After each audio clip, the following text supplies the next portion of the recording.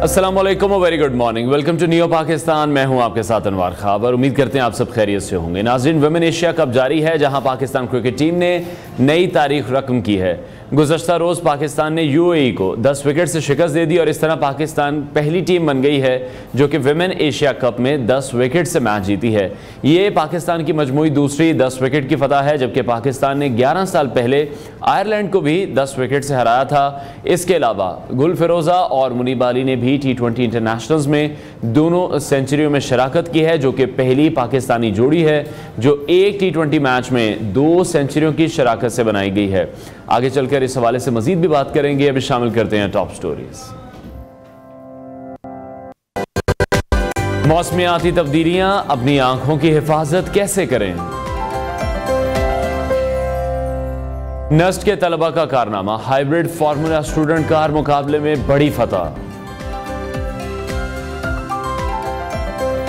Women Asia cup में Pakistan cricket team ने नई तारीख रकम कर दी।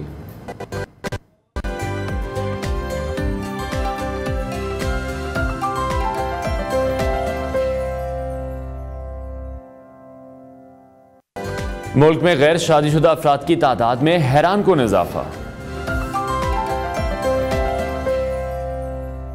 और प्रोग्राम के आगाज में हम बात करेंगे आपकी आंखों की सेहत के हवाले से। तो चेहरे पर आंखों की खूबसूरती चार चांद लगा देती है, लेकिन ये सिर्फ खूबसूरती नहीं बल्कि कुदरत का बहुत बड़ा इनाम भी है, बहुत बड़ा तोहफा भी है। किसी भी इंसान के लिए आंखों की बिनाई इंतहाई अहमियत की हामिल होती है, जिससे उसकी ज़िंदगी में रंगो नूर चार सू फैला होता है। आंखें खुदा की वो नेमत हैं जिसकी कदर व कीमत का अंदाज़ा उन लोगों से मिलकर हम लगा सकते हैं जो कि इससे महरूम हैं। अगर आंखें सेहतमंद हों तो ज़िंदगी रोशन हो और ज़िंदगी बेरंग सी महसूस होने लगती है। खुदा की ये बेहतरीन नेमत अहम भी है और इंतहाई हसास भी है। आंखों के बहुत सारे मसाइल हैं जिन पर आज हम बात भी करेंगे कि किस तरह से हमें अपनी आंखों का ख्याल रखना है, कब कब हमें अपना रेगुलर जो चेकअप है वो भी करवाना चाहिए। डॉक्टर की तशख़ीस के बगैर हमें किसी किस्म की मेडिसिन, किसी किस्म के आई ड्रॉप्स का इस्तेमाल करना चाहिए या नहीं करना चाहिए, और कौन कौन सी ऐसे तरीक़ेकार हैं जिसके ज़रिए हम अपनी आंखों को सेहतमंद रख सकते हैं। और सबसे बड़ी प्रॉब्लम जो आजकल हम देख रहे हैं वो है बच्चों में हमें ये मसला बहुत ज़्यादा दिखाई दे रहा है, जहाँ पर बच्चों का स्क्रीन टाइम बहुत ज़्यादा बढ़ गया है। वो मोबाइल फ़ोन का, अपने जो टैबलेट्स हैं, आईपैड्स हैं, उनका इस्तेमाल बहुत ज़्यादा करते हैं, जिसकी वजह से उनकी आंखों के भी अर्ली एज में ही बहुत से इश्यूज़ क्रिएट होना शुरू हो चुके हैं। उसके अलावा भी हम देख रहे हैं कि बहुत से ऐसे मसाइल हैं जिनका बुजुर्गों को भी सामना करना पड़ता है, जिनमें काला मोतिया है, सफ़ेद मोतिया है।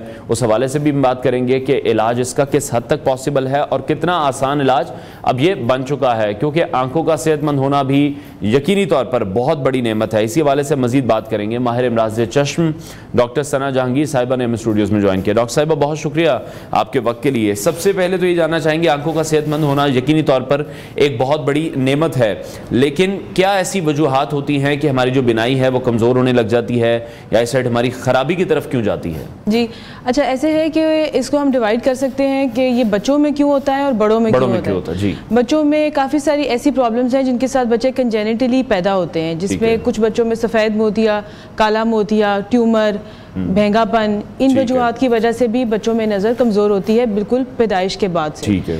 जैसे जैसे हमारी उम्र बढ़ती है, हमारी लाइफस्टाइल और हमारी डाइट और हमारी जेनेटिक्स के मिक्सअप के साथ हमारे अंदर और बहुत सी डिजीज़ शुरू हो जाती हैं, जिनमें डायबिटीज़ है, ब्लड प्रेशर है। ये 2 डिजीज़ हैं जो सर फहरिस्त हैं। इनके साथ भी आँखों में बहुत सारी तब्दीलियाँ आती हैं। वक्त के साथ साथ हम सबको, मुझे, आपको, हम सबको सफ़ेद मोतिया भी आना शुरू हो जाता है, और इसके लिए भी फिर हमारे पास अब काफ़ी सारे इलाज और different kind of lenses available हैं। ठीक हो गया। अच्छा, जब बिनाई की कमज़ोरी की अब हम बात कर रहे हैं, बड़ों में हम देख रहे हैं कि बहुत एक तेज़ी से एक जो है वो रैपिड अब चेंजेस हमें दिखाई दे रहे हैं कि लोगों की नज़र बहुत जल्दी वीक होना शुरू हो जाती है। तो जो बेसिक रीज़न है वो फिर हमारी शुगर है, ब्लड प्रेशर है, हमारा स्क्रीन टाइम है, हमारी ग़िज़ा अच्छी नहीं है, सब कुछ फिर हम बैलेंस नहीं लेके चल रहे हैं। जी बिल्कुल ऐसा ही है, बिकॉज हमारी जो डाइट है वो हमारे अंदर बहुत बड़ा रोल प्ले करती है, हमारा लाइफस्टाइल बहुत बड़ा रोल प्ले करता है। और इसकी और भी कुछ वजूहात हैं। कुछ ये कि हमारी पॉपुलेशन के अंदर अवेयरनेस बहुत बढ़ गई है, so they are able to get themselves checked, जल्दी अपने आप को चेक करवा लेते हैं। डॉक्टर्स भी बढ़ गए हैं जो इस चीज़ के माहिर हैं, और हमारे पास जो इक्विपमेंट होता है, जो मशीनरी होती है जिसकी मदद से हम ये तशख़ीस करते हैं, उसकी भी सेंसिटिविटी बहुत बढ़ गई है। सो बहुत सारे लोग बहुत अर्ली पिक हो जाते हैं। तो आपके जो नंबर ऑफ पेशेंट्स अफेक्टेड हैं वो डेफिनेटली इंक्रीज कर जाते हैं for a given age group. और स्क्रीन टाइम की वजह से बच्चों में ख़ास तौर पे कोरोना के बाद, कोरोना के दौरान आंखों में कमज़ोरी बहुत बढ़ती गई है because of increase screen time, क्योंकि कोई आउटलेट नहीं था एंड अब वो एक ऑनलाइन क्लासेस भी चल रही थी, बहुत सी ऐसी चीज़ें थी। ठीक है, अच्छा जैसे आजकल का मौसम है, बरसात के मौसम में ख़ासतौर पर क्या एहतियात आंखों में करनी चाहिए? बहुत से लोग हैं जो कंप्लेन करते दिखाई देते हैं कि आंखों में बहुत ज़्यादा जलन होती है इस मौसम में। इस मौसम के अंदर और गर्मियों के मौसम के अंदर इन जनरल अशूब चश्म, जिसको आम जुबान में कहते हैं, वो बहुत फैलता है। और अशूब चश्म की जो सबसे इम्पोर्टेंट बात यह है वो कि वो एक दूसरे से ट्रांसमिट हो जाती है। यानी कि अगर खुदा न खास्ता किसी को, आपको फॉर एग्जांपल है, आप किसी चीज़ को टच करते हैं, उसी चीज़ को अगर मैं टच करके अपनी आंखों को टच कर लूँ तो वो ट्रांसमिट हो जाता है। ठीक है, और हम बेसाख्ता ये हरकत जरूर करते हैं। जी बिल्कुल, हम अपने गंदे हाथों के साथ भी आंखों को मल रहे होते हैं, साफ करने की कोशिश कर रहे होते हैं, क्योंकि हमारा ये रिफ्लेक्स है। जैसे ही हमारी आंख, क्योंकि one of the most innervated structures, यानी सबसे ज्यादा जिसमें हसासियत है वो आंख है। बिल्कुल। तो जैसे ही उसमें हमें कोई इरिटेशन फील होती है, ये हमारा रिफ्लेक्स है कि हम उसको फौरन चेक करते हैं कि उसको क्या हो गया। तो इसलिए वो बहुत ज़्यादा फैलती है। ठीक है, तो अभी आंखों की खराबी की जो अलामात हैं वो क्या हैं जिससे आम बंदा भी डायग्नोज कर सकता है? क्योंकि उसकी सबसे बड़ी प्रॉब्लम ये है कि हम लोग टेस्ट तो करवाते नहीं हैं, टेस्ट तब करवाते हैं जब बिल्कुल एंड हो चुका होता है। तो कौन सी ऐसी अलामात है कि हमें खुद से फील होना शुरू हो जाए कि अब हमें डॉक्टर के पास जाना है, अब हमें जो सेल्फ मेडिकेशन है उससे भी बाहर निकलना है? अच्छा देखें, जो एक्सटर्नल आई यानी कि बाहर की आंख के जो मसाइल हैं उनमें तो खारिश, पानी, चिपकाहट, इस किस्म के मसाइल आते हैं, तो आपको पता लग जाता है कि मेरी आंख में कोई इन्फेक्शन चल रही है। उसके लिए आपको डेफिनेटली डॉक्टर को दिखाना चाहिए ताकि वो आपको गाइड करे और सही मुनासिब दवाई दे। उसके अलावा नज़र का कम होना, एकदम से कम होना एक बहुत ही खतरनाक बात होती है। ठीक है, ये सिर्फ शुगर पेशेंट्स के लिए नहीं होता जिनके अंदर खून आ सकता है पीछे नज़र एकदम से बंद होने की वजह है। दूसरा है कि चोट की वजह से भी पर्दा डिटैच हो सकता है, रेटिनल डिटैचमेंट हो जाती है। उसके लिए भी आपको फ़ौरन, एकदम से नज़र कम होने के लिए आपको फ़ौरन चेक कराना चाहिए। किसी भी किस्म की तकलीफ होना, आँख में शदीद दर्द होना, पानी आना, ये सब अलामात हैं कि आपकी आँख के अंदर कोई चीज़ जा चुकी है जिसको निकलना फौरी ज़रूरी है। ठीक है, और जिन लोगों का स्लो प्रोसेस से नजर कमजोर हो रही है वो क्या करें? वो जो पेशेंट्स हैं उनको ज़्यादातर सफ़ेद मोतिये की अलामात होती हैं जिनकी स्टेडीली अब आफ्टर 40-50 एज के बाद नज़र स्टेडीली डिक्लाइन होने लगे। ठीक है, और काला मोतिया एक ऐसी बीमारी है जो खामोश है। ठीक है, जो आपकी जो सेंट्रल विजन है, यानी जिससे मैं और आप एक दूसरे को देख पा रहे हैं, उसको इफेक्ट सबसे आखिर में करती है। तो वो आपकी जो साइडों की विजन है, यानी आपको एकदम से चीज़ें आती महसूस होंगी, उस अलामत को पहचानना ज़रूरी है, बिकॉज ये फैमिलीज़ में चलता है। और सफ़ेद मोतिया और काला मोतिया जो है उसका इलाज पॉसिबल है और किस तरह से, कौन कौन से ट्रीटमेंट्स आ चुके हैं? जी, जो सफ़ेद मोतिया है उसके लिए तो इलाज, बहुत मौसर इलाज मौजूद है। अर्ली स्टेज के ऊपर आप करवा लें तो टाँकों के बगैर फेको सर्जरी हो जाती है, फेको एमल्सिफिकेशन उसको कहते हैं। आम फहम जुबान में उसको लोग कहते हैं लेज़र से सर्जरी हो गई है। तो वो बहुत अच्छा एक हमारे पास मेथड अवेलेबल है। उसके अंदर डिफरेंट किस्मों के इंट्राओकुलर लेंसेज डल जाते हैं जिससे नज़र आपकी दूर की भी और करीब की भी ठीक हो सकती है। ठीक है। काला मोतिया एक ऐसी डिजीज़ है जिसको हम कंट्रोल करते हैं और इसका कंट्रोल के लिए हमारे पास काफ़ी सारी दवाइयाँ मौजूद हैं और फर्स्ट लाइन इसके लिए यही है कि हम इसको दवाइयों से कंट्रोल करें। इसके लिए सर्जरी लास्ट स्टेप होती है। ठीक है। और उसके बावजूद, इन सारी मोडालिटीज़ के बावजूद हम इसको ख़त्म नहीं कर पाते, हम इसको कंट्रोल कर लेते हैं कि ताकि ये इसकी स्पीड बढ़ने की कम हो जाए और पेशेंट अपने लाइफ टाइम में अपनी ज़िंदगी कंफर्टेबली गुजारता है। ठीक है। अच्छा, जैसे मैंने पहले भी कहा कि टेस्ट का हमारे पास रुझान नहीं है, हमारे यहाँ डॉक्टर के पास उस टाइम जाने का रुझान है जब बिल्कुल एक एंड सिचुएशन हम डील कर रहे होते हैं। तो एक रेगुलर चेकअप जो है आंखों का, वो अगर मैं आपसे पूछना चाहूँ कि एक बच्चा है या कोई बड़ा है तो उसे कब कब रेगुलर चेकअप करवाना चाहिए? देखिए, कितने अरसे बाद? फॉर एडल्ट्स, यानी कि जो लोग 40 इयर्स को क्रॉस कर रहे हैं, उनको चाहिए कि एक दफ़ा अपनी आंखें ज़रूर चेक कराएं। ठीक है। इसमें से स्पेसिफिक वो लोग हैं जिनकी फैमिली के अंदर डिजीजेस चल रही हैं, जिनको अवेयरनेस है कि हमारे ख़ानदान में काला मोतिया है, जिनके पेरेंट्स में शुगर है, वो तो शुगर के लिए वैसे ब्लड टेस्ट भी करवाएं और आंखें ज़रूर चेक करवाएं। साल में एक दफ़ा मस्ट है डायबिटिक पेशेंट्स के लिए पर्दे के स्पेशलिस्ट को चेक करवाना। ठीक है। उसके अलावा जो बच्चे हैं उनको आप स्कूल गोइंग एज के अंदर, अब तो बहुत सारे स्कूल्स ने ये काम भी शुरू कर दिया है कि वो आपकी आई साइट ज़रूर चेक कर देते हैं। अगर आप आइडेंटिफाई हो रहे हैं कि आपकी आई साइट वीक है तो आप ज़रूर चेक कराएं और 6 मंथली जैसे जैसे बच्चा ग्रो करता है वैसे वैसे आपका नज़र का नंबर भी चेंज होता है, तो उसको 6 मंथली ज़रूर अपडेट करवाना चाहिए। ठीक है। अच्छा, जैसे भी किसी की भी अगर आंख में प्रॉब्लम हुई है तो हम मेडिकल स्टोर पे जाते हैं और कोई ना कोई हमें वहाँ पे गाइड कर देता है, हम ड्रॉप्स ले लेते हैं, या खुद से फैमिली में आपको पता है कि बहुत से ऐसे सेल्फ डॉक्टर भी होते हैं कि आप ये वाला ड्रॉप्स ले लें। ये कितना खतरनाक हो सकता है हमारी आंखों के लिए? ये काफ़ी डेंजरस हो सकता है। इसके साथ बहुत से पेशेंट्स आते हैं हमारे पास जो साल हर साल स्टीरॉयड के ड्रॉप्स इस्तेमाल कर रहे होते हैं, मेटनीसोल के नाम से, डेक्सामेथासोन के फॉर्मुलेशंस इस्तेमाल करते हैं। लॉन्ग टाइम स्टीरॉयड्स के इस्तेमाल के साथ आंखों में काला मोतिया आ जाता है, सफ़ेद मोतिया बनना शुरू हो जाता है। आपके कॉर्निया की सरफेस यानी कि आगे की जो सफ़ेद पुतली है उसके अंदर ख़राबी आ जाती है, इन्फेक्शंस होने लग जाती हैं। सो मेरी रिक्वेस्ट जनरल पब्लिक से हमेशा यही होती है कि आप सेल्फ मेडिकेट ना करें। अगर आप मैक्सिमम कोई मेडिकेशन रिलीफ के लिए लेना चाहते हैं तो वो मसनूई आंसू होते हैं, आर्टिफिशियल टीयर्स। उसके अलावा कोई भी मेडिकेशन आपको इस्तेमाल ऑन योर ओन नहीं करनी चाहिए। ठीक है। और जिन लोगों को भी ग्लासेस लग चुके हैं और वो उससे छुटकारा पाना चाहते हैं, उनके लिए क्या सोल्यूशन है? क्योंकि आपकी स्पेशलिटी भी है लेंस के हवाले से, तो वो भी जरा गाइड करें। बहुत से ऐसे लोग हैं जो कहते हैं कि हमारे चेहरे पर फिर जो चश्मा है वो सूट नहीं करता है, तो हम उससे किसी तरह से जान कैसे छुड़वा सकते हैं? उसके लिए आप बहुत एडवांस प्रोसीजर्स अवेलेबल हैं। सबसे जो टॉप प्रोसीजर आजकल सबसे ज़्यादा इस्तेमाल होता है वो फेमटोलैसिक होती है। उसके अंदर ये है कि पेशेंट सिलेक्शन बहुत इंपॉर्टेंट है। कोई भी बच्चा जब बड़ा हो रहा है तो वो एलिजिबल नहीं होता। 18 साल की उम्र के बाद अगर आपका नंबर 1 साल के दौरान स्टेबल रहता है और वो दूर का नंबर है तो उसके लिए आप एलिजिबल होते हैं। ठीक है। उसके लिए आपकी फिर चेकअप होता है, आपके कॉर्निया की थिकनेस चेक की जाती है कि आया आपके लिए ये सेफ प्रोसीजर है कि नहीं है या नहीं। ठीक है। उसके हिसाब से फिर हम आपको एडवाइस करते हैं कि आप या जदीद इलाज कराएं, फेमटोलैसिक कराएं, या आप एक्साइमर लेज़र करवा लें।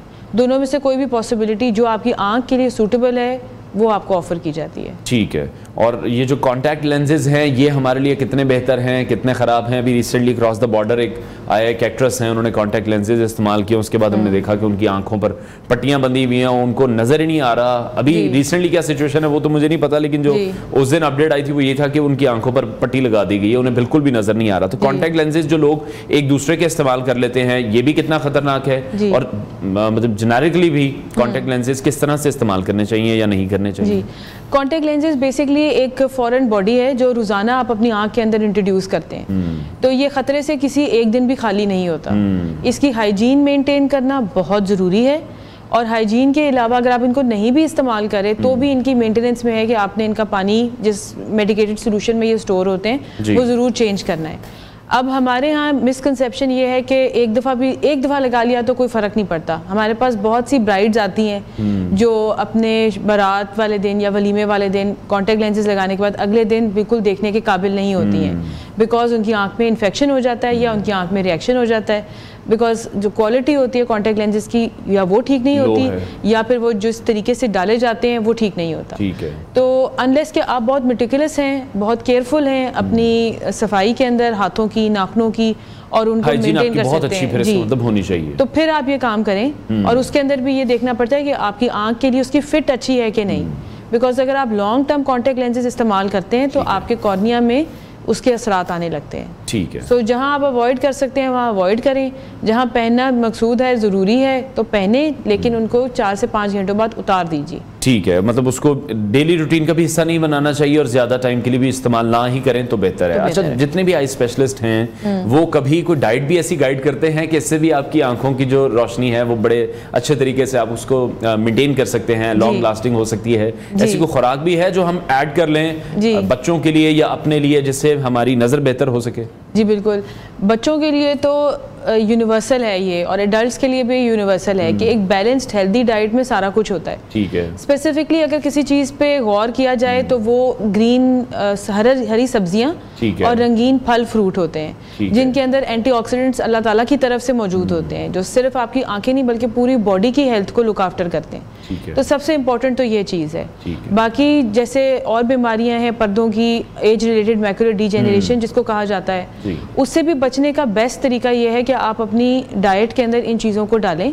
अपने आप को बहुत ज़्यादा सूरज की रोशनी में डायरेक्ट मत लेके जाएं और अपनी स्क्रीन टाइम को कम रखें। सबसे बड़ी प्रॉब्लम ये है, ये बच्चों में भी है और ये बड़ों में भी है। आंटियां भी रात को टीवी ड्रामे देखे बगैर नहीं सो पाती, नहीं सोती, बिल्कुल ऐसे। तो यूट्यूब के पर आपके प्रोग्राम और आपके बहुत सारे और कॉलीग्स के प्रोग्राम देखे बगैर नींद नहीं आती लोगों को, बिल्कुल। So this is a very bad habit. अभी स्टडीज रिसर्च ऑन गोइंग है कि ये जो मुसलसल एक्सपोजर है लाइट का जो आपके कॉर्निया आपके रेटिना को मिलता है, ये आपके रेटिना को किस तरह डैमेज कर रहा है। अभी कुछ सालों में आप देखेंगे इनके रिजल्ट्स आने लगेंगे which are not going to be very good. ठीक है, अच्छा बच्चों को अब हम देखते हैं कि बच्चे जिस भी एंगल में लेटे हुए हैं, वो ऐसे अगर लेटे हुए हैं तो इस तरह से भी फोन देख रहे हैं, वो करवट लेके भी लेटे हुए हैं तो फिर इस तरह से फोन देख रहे हैं। ये उनकी नजर के टेढ़ेपन में की वजूहात भी हो सकती हैं, या ये कितना खतरनाक है बच्चों के लिए? देखिए कि डिफरेंट एंगल से आप अपनी आंखों को घुमा के फोन को देख रहे हैं, क्योंकि बच्चे लेटे हैं बेड पे, कभी वो किसी एंगल में अपने फोन को देख रहे हैं, कभी किसी एंगल में देख रहे हैं। जी, एंगल से इतना ज़्यादा डिफरेंस नहीं पड़ेगा जितना आप टाइम गुजारेंगे और जितना आप आंखों से डिस्टेंस रखेंगे, ये चीज़ें ज़्यादा इंपॉर्टेंट हैं। ठीक है, तो इसके लिए जो गाइडलाइन है वो ये है कि आप इनका टाइम मिनिमम करें, यानी कि क्योंकि अब हमें आदत है, हमारी फैमिलीज में ये एक प्रॉब्लम क्रॉनिक है, तो आप इसको फौरन विड्रॉ करके तो लड़ाई झगड़ा ही शुरू होता है, बहुत रिएक्शन आता है बच्चों से। जी जी, बहुत ज़्यादा। बट आप उसको कम कर सकते हैं, स्पेस आउट करके उसको कम कर दीजिए। ठीक है, यानी कि एट अ स्ट्रेच अगर आपने, क्योंकि कुछ बच्चे हिफ्स भी करते हैं, उनका तो करीब का काम इतना होता है, तो और स्कूलों के बच्चे ओ लेवल्स, ए लेवल्स और आगे जो MD कैट और इस तरह की प्रिपरेशन है, उनका स्क्रीन टाइम बाय डिफॉल्ट ज़्यादा है, तो उसको स्पेस आउट कर दीजिए। 35-40 मिनट्स के बाद 10 मिनट्स की ब्रेक, और उस ब्रेक के दौरान आप दूर देखें, अपनी आंखों के मसल्स को रिलैक्स होने का चांस दें, because that is the only time जब उनको छुट्टी मिलती है।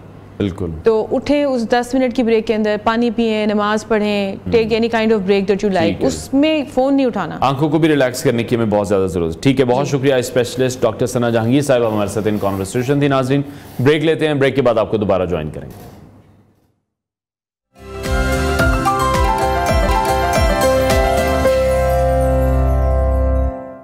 Welcome back to new Pakistan. हर साल की तरह इस साल भी NUST university formula student team ने 17 जुलाई से 20 जुलाई तक सिल्वरस्टोन में होने वाले फार्मूला स्टूडेंट यूके मुकाबले में शिरकत की है, जहां वो पाकिस्तान की वाहिद टीम थे जिसने हाइब्रिड फार्मूला स्टूडेंट कार के साथ मुकाबला किया है। नस्ट यूनिवर्सिटी के तलबा ने लर्न एंड कम्पीट अवार्ड जीता है, जो नस्ट के तलबा की टीम की सलाहियत और कामयाबी की अक्कासी करता है। बिलाशुबा पाकिस्तानी तलबा की जानिब से इलेक्ट्रिक गाड़ी की तैयारी मुतासिर कुन और हौसला अफजाई का भी एक सफ़र है। फार्मूला स्टूडेंट एक इंजीनियरिंग मुकाबला है जो कि दुनिया भर में हर साल होता है, जिसमें दुनिया भर से तलबा की टीमें छोटे पैमाने पर फार्मूला तर्ज की रेसिंग कार को डिज़ाइन करती हैं, उन्हें बनाती हैं, टेस्ट करती हैं और फिर उनकी रेसिंग भी करवाती हैं। इसी पर मजीद बात करने के लिए हमारे साथ मौजूद हैं NUST university formula student team, जिसमें आयशा भी हैं, मुबशर भी हैं और वासी भी हैं। तीनों हमारे साथ इन कॉन्वर्सेशन होंगे। सबसे पहले तो आप सबको बहुत बहुत मुबारकबाद हो। पाकिस्तान की वाहिद टीम थी जिसने हाइब्रिड फार्मूला स्टूडेंट कार के साथ मुकाबला किया है। तो मुकाबला जीतने के बाद मैं चाहूँगा कि आप तीनों हमें बताएं कि आप तीनों के क्या जज्बात थे। जी, जाहिर सी बात है, इतनी मेहनत के बाद जब गाड़ी वहाँ पे पहुँची और फिर वहाँ पे जब हमारी इंस्पेक्शन हो रही थी और फिर जब हमें स्टिकर्स मिले इंस्पेक्शन क्लियर होने के बाद, तो जाहिर बहुत खुशी हुई है हम लोगों को और बहुत अपनी मेहनत के देखते हुए कि वो बहुत कि हमारी मेहनत रंग ला रही है, तो बहुत अच्छा लगा हमें। ठीक है, अच्छा आयशा, आपका इंटरेस्ट किस तरह से डेवलप हुआ? Mostly boys are into this, क्योंकि उन्हें शौक होता है ज़रा रेसिंग का, गाड़ियों का। आपको पहले से शौक था, पैशन है, या किस तरह से आप इस फील्ड को लेकर चल रही हैं?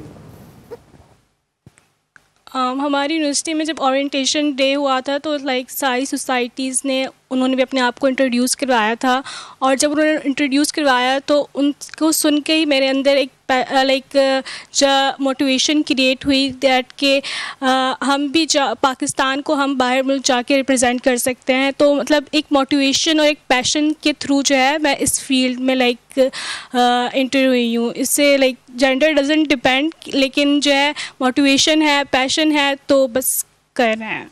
ठीक है, अच्छा मुबशर या वासिफ में से कोई भी हमें ज़रा थोड़ा सा गाइड कर दे कि जो सिल्वरस्टोन में होने वाला फार्मूला स्टूडेंट यूके मुकाबला है, ये है क्या? इसकी थोड़ी सी डिटेल्स बताएं पहले।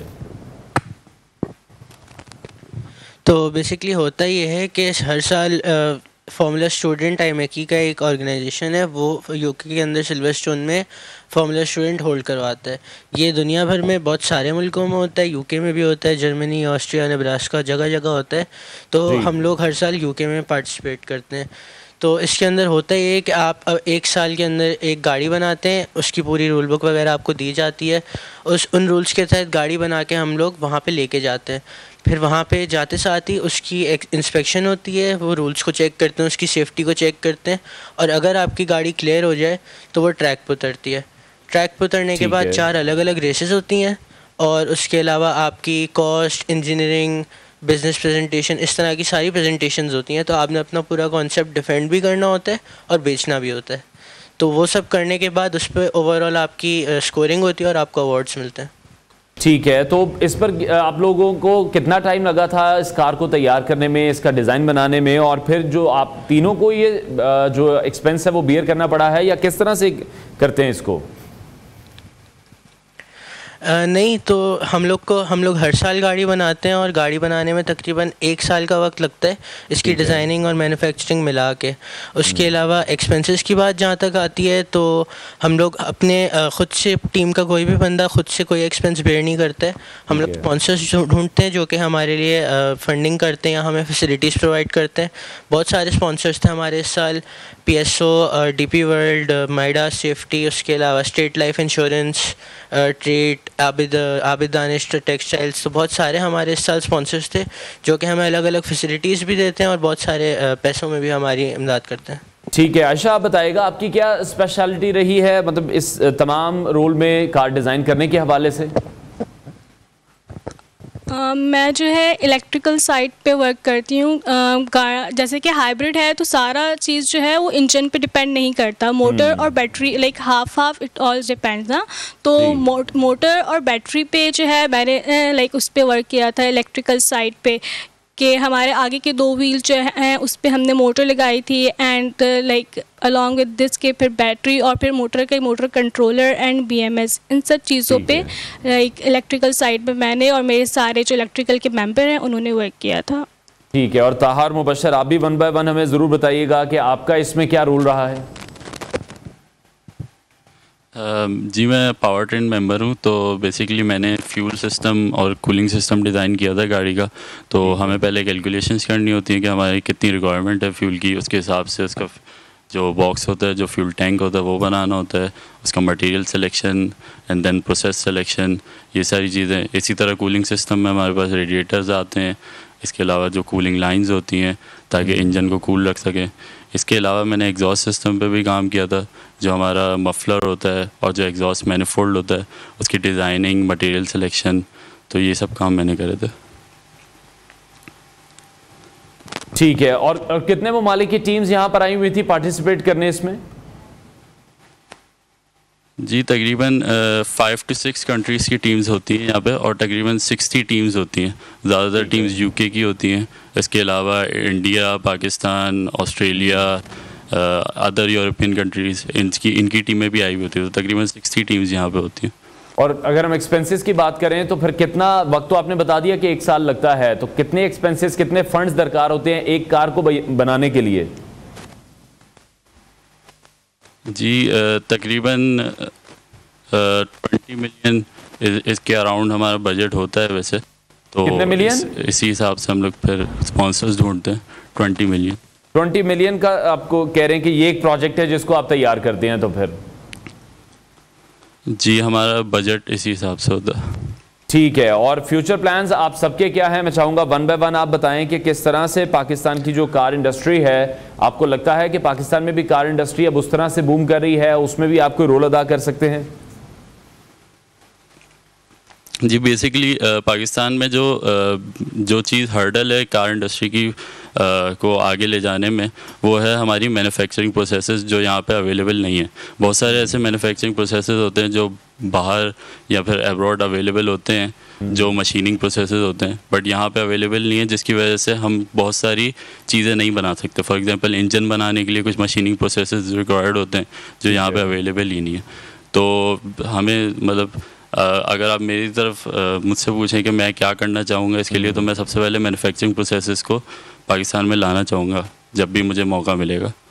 ठीक है, और आयशा आपके फ्यूचर प्लान्स क्या हैं? इस मुकाबले को जीतने के बाद भी ऑब्वियसली बड़ी हौसला अफजाई भी हुई होगी। जी, जैसे कि अभी तो हमने हाइब्रिड व्हीकल बनाई है, लाइक हाफ इट डिपेंड्स, लेकिन फर्दर और हमने सोचा है दैट कि इसे जो है कंप्लीट ईवी में शिफ्ट करना है। जैसे कि वर्ल्ड जो है ग्रीन एनर्जी की तरफ मूव कर रही है, सारी वर्ल्ड ईवी की तरफ मूव कर रही है, तो पाकिस्तान में भी ईवीज़ होनी चाहिए, पाकिस्तान भी वर्ल्ड के साथ कॉम्पीट करे। तो इसीलिए हमने ये सोचा है दैट कि हम जो है अपनी कार को अब ईवी की तरफ लेके जाएंगे, इलेक्ट्रिकल व्हीकल की तरफ। ठीक है। अच्छा, इलेक्ट्रिक व्हीकल की तरफ तो आप कह रही हैं, लेकिन जो हमारे मुल्क में हम सिचुएशन देखते हैं बिजली के हवाले से, वो तो कोई इतनी अच्छी नहीं है। तो उसके बाद अगर गाड़ियां भी हमारी बिजली पर आ जाती हैं, जिस प्राइसेस पर हम यूनिट सेल करते हैं अपने तमाम सारिफिन को, हुकूमत सेल करती है, उसके बाद आपको लगता है कि ये फिजिबल है, अफोर्डेबल है यहाँ के लोगों के लिए? अभी हम इस प्रोजेक्ट पे वर्क स्टार्टिंग से करेंगे। अभी हमने इस चीज़ के बारे में, बस आइडिया के बारे में सोचा है। जब हम इसके बारे में वर्क करेंगे तो ऑफ कोर्स हम उसका भी अल्टरनेटिव एक सोल्यूशन निकाल लेंगे। ठीक है, चलें, बहुत बहुत मुबारक हो आप सबको। और पाकिस्तान की ये वाहिद टीम थी जो कि हाइब्रिड फार्मूला स्टूडेंट कार के साथ उन्होंने मुकाबला किया है, बड़े ज़बरदस्त तरीके से उस जीत को भी हासिल किया है। और सिल्वरस्टोन में होने वाला ये जो फार्मूला है स्टूडेंट यूके का, बड़ा ही ज़बरदस्त रहा है। टीम की बड़ी ज़बरदस्त परफॉर्मेंस रही है। हमारी तरफ से पूरी टीम के लिए इन फ्यूचर भी बेस्ट विशेज़ हैं। ब्रेक लेते हैं नाज़रीन, ब्रेक के बाद आपको दोबारा ज्वाइन करेंगे।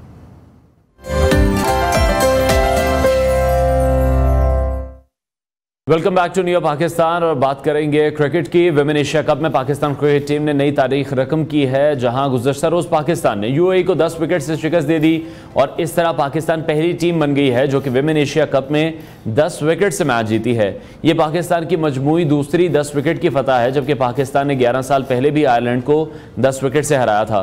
इसके अलावा गुल फिरोजा और मुनीबा अली ने T20 इंटरनेशनल्स में दोनों सेंचुरी में शराकत की है, जो कि पहली पाकिस्तानी जोड़ी है जो एक T20 मैच में 2 सेंचुरियों की शराकत से बनाई गई है।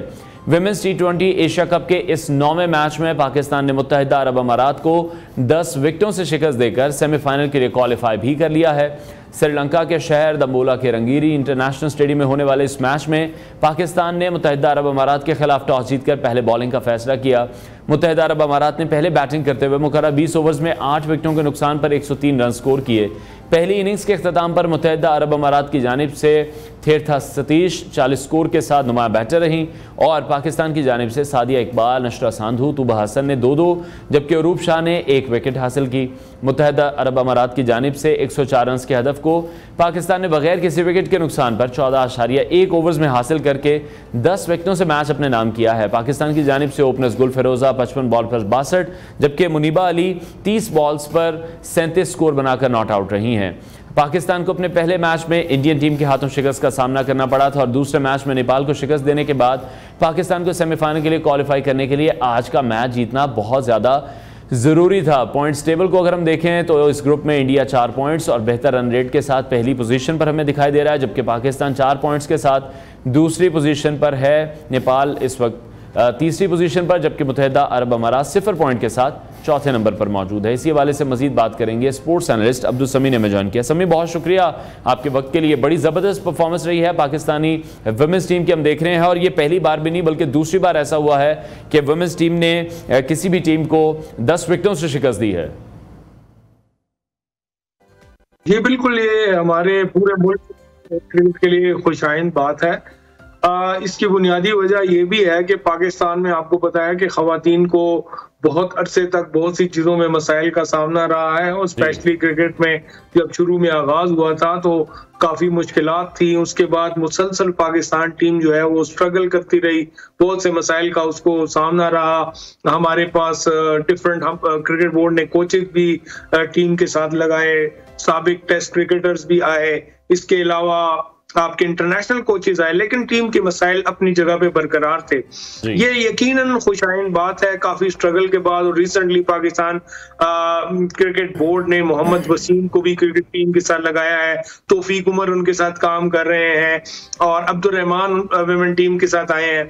तो ये टीम को बूस्ट करने के लिए और मोराल अप करने के लिए एक जीत जरूरी थी और ये 10 विकेटों से जीतना वैसे भी आपको पता है क्रिकेट में एक आपका मोराल अप कर देता है। तो यकीनन पता जो है ये पाकिस्तान की जो खवातीन की क्रिकेट है उसको आगे ले जाने में एक संगे मील साबित होगी। अगरचे जो निज़ा डार है उनकी उम्र और उनकी परफॉर्मेंस के ऊपर मुसलसल सवालात उठ रहे हैं। आलिया अभी इस एशिया कप से पहले शादी हुई है, उनको भी फिटनेस पे उनकी बात हो रही थी, लेकिन पाकिस्तान टीम ने ये मैच जीत के, अगरचे इंडिया से हमने एज यूजुअल शिकस्त खाई है, लेकिन इनसे जीत के जो है एक कम से कम एक उम्मीद बाकी है कि अभी भी पाकिस्तान क्रिकेट में जो है, जो खवातीन की क्रिकेट है, वो आगे जा सकती है।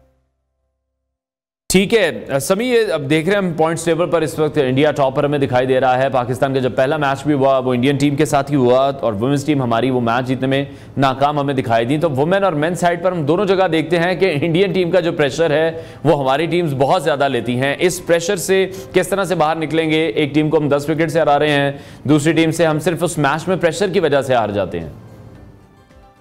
बिल्कुल, ये एक हकीकत है और इसके ऊपर बहुत अरसे से सोचो विचार तो की जाती है, लेकिन अमली इक़दाम कम नजर आते हैं। आप इंडिया की टीम को अगर देखते हैं, मेंस टीम को, तो 3 साल के लिए देखें, अभी उन्होंने एक कोच को अपॉइंट किया और उसको अभी से बता दिया गया है कि आपने 3 साल तक अपनी टीम को जो है तैयार करना है और अगले जो ओडीआई का वर्ल्ड कप होगा उसके लिए जो है आपने अपनी टीम को इस तरह से तैयार करना है। हमारे यहाँ जो है 1 साल में 3 कोचेस बदल जाते हैं, एक इंटरनेशनल कोच आता है और वो उसको अपनी यकीन दहानी लेता है कि मुझे नहीं हटाया जाएगा, सिर्फ 6 माह के कलील अरसे के बाद उसको बदल दिया जाता है। तो आपको कंसिस्टेंसी नहीं नजर आती प्लानिंग में, मैनेजमेंट में। अगर आपकी मैनेजमेंट रुके, उसके बाद आपका सपोर्ट स्टाफ, कोचिंग स्टाफ रुके, तो वो टीम को प्लान दे, वो उसके ऊपर काम करेगा। आपने नर्व्स कैसे मजबूत रखने हैं, आपने प्रेशर में कैसे खेलना है, आपने सिचुएशन को कैसे हैंडल करना है। हम इन चीजों में थोड़ा सा आगे जाते हैं तो हमारी जो है मैनेजमेंट चेंज हो जाती है। ये एक मसला तो मुझे एक ये नजर आता है। दूसरा, ओवरऑल हम बहसियत कौम भी मरूब हो जाते हैं।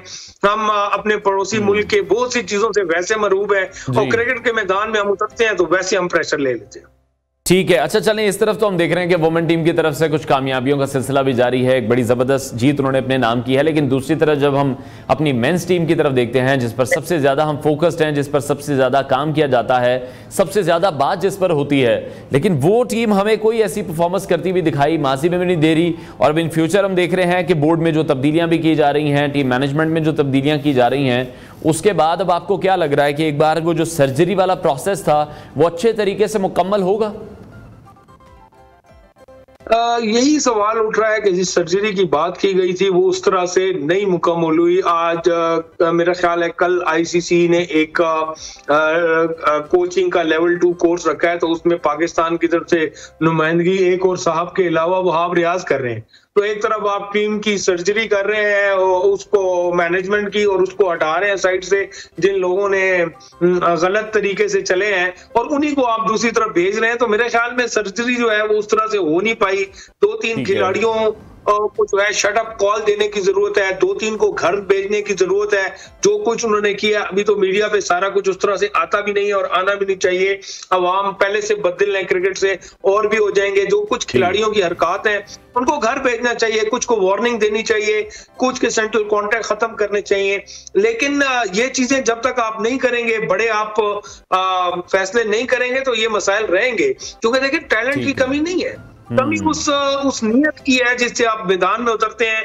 आप अगर अपनी जाती परफॉर्मेंस और अपनी कप्तानी के पीछे जाएंगे तो फिर मुल्क और कौम का तो अल्लाह ही हाफिज है। ठीक है, अच्छा जिस तरह से अब आपने खुद ही कह दिया, कप्तानी की भी बात कर दी, जाती परफॉर्मेंस की भी बात कर दी, बहुत से लोगों की ख्वाहिश थी कि जो सर्जरी का अमल है वो कैप्टन से स्टार्ट किया जाए, बाबर आजम से स्टार्ट किया जाए, क्योंकि हमने प्रीवियस जितने भी मेन इवेंट्स देखे हैं वो पाकिस्तानी टीम को फतह नहीं दिला सके हैं, उन पर बड़ी तनकीद है। उस हवाले से भी अभी तक हम देख रहे हैं कि कोई भी एक मेन डिसीजन नहीं लिया गया। देखें दुनिया भर में आप देखें जो अच्छे खिलाड़ी होते हैं, जो बहुत ज्यादा टैलेंटेड होते हैं बाबर आजम की तरह, तो उनको जो है उनकी मैनेजमेंट क्या करती है, आमतौर पे कप्तानी से अलग कर देती है ताकि वो अपनी टीम पे जो है वो अपनी परफॉर्मेंस पे जो है उनकी तवज्जो मरकूज है। लेकिन पाकिस्तान में आप देखें, मुझे क्या आपको बेहतर ऑप्शन नजर आते हैं? इसके अलावा आपके पास क्या ऑप्शन है? इमाद की टीम में जगह नहीं बनती, और इमाद पे जो इस वक्त रिपोर्ट्स आई हैं वो यही है कि वो थ्रू आउट प्लानिंग में वो इफ्तिखार और शाहीन मुलविस थे, वो बाबर की बात नहीं सुनते थे, वो कोचिज को जवाब देते थे। तो आप उनको कैसे मौका दे सकते हैं? शाहीन ने आपने देख लिया, उन्होंने PSL में जो कप्तानी की है, शाहीन को मुसलसल कहते आ रहे हैं कि अल्टीमेटली उन्हें कप्तानी मिल जानी है। इस वक्त उन्हें अपनी अपनी बॉलिंग के ऊपर फोकस करना चाहिए। एक उनके पास काफी लंबा कैरियर है, लेकिन अगर वो ये हरकतें करेंगे तो फिर उनके पास कोई कैरियर नहीं है। तो मेरे ख्याल में बाबर से बेहतर ऑप्शन अगर आपके पास है तो आप उनको जरूर लेके आए। अगर बाबर से बेहतर ऑप्शन नहीं है तो मेरे ख्याल में इसको नहीं छेड़ना चाहिए। जो बाकी मसाइल हैं अगर हम उनकी तरफ तवज्जो दें तो यकीनन बाकी मसाइल को एड्रेस करना चाहिए। ठीक है, अच्छा लास्ट कमेंट में आपका चाहूंगा चैंपियंस ट्रॉफी के हवाले से। हमने देखा कि आईसीसी की मीटिंग भी हुई, मोहसिन नकवी साहब की और जय शाह की मुलाकात भी वहां पर हुई है, लेकिन कोई कलीदी बात नहीं की गई चैंपियंस ट्रॉफी पर। इसलिए कलीदी बात नहीं की गई कि ये कमजोर लोग हैं और ये इनकी हुकूमत जो है वो सियासी बुनियादों पे क्रिकेट के फैसले करती है। आप माजी में देखें, शारजा में इन्होंने आना बंद किया, बायलैटरल सीरीज इन्होंने खेलनी बंद की, आईपीएल में पाकिस्तानियों को मौका न देना इन्होंने शुरू किया। हर ऐसी चीज का ये बिल्कुल हम देख रहे हैं कि क्रिकेट को भी सियासत की नजर किया जा रहा है हिंदुस्तान की तरफ से। बहुत शुक्रिया स्पोर्ट्स एनालिस्ट अब्दुल समी हमारे साथ इन कॉन्वर्सेशन थे। ब्रेक लेते हैं नाजरीन, ब्रेक के बाद आपको दोबारा ज्वाइन करेंगे।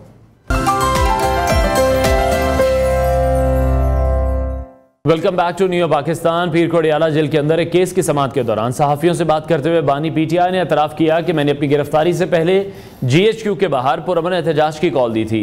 इन लोगों ने हमारे पुरअमन एहतजाज को गद्दारी बना दिया।